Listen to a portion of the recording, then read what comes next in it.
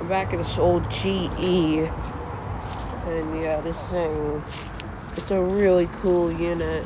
And there's the data sheet. It's upside down. There we go. Looks like 1964. I don't know. And there's this Trane heat pump. I wonder if that's DE's or actually a heat pump. This one is from 1999.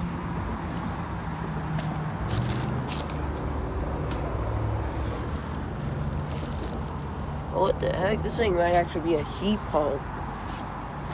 So this is the oldest heat pump on YouTube, it appears. And then there's the Bryant back there, and there's a Heil. ICP, I think it's a Heil. Like that beast.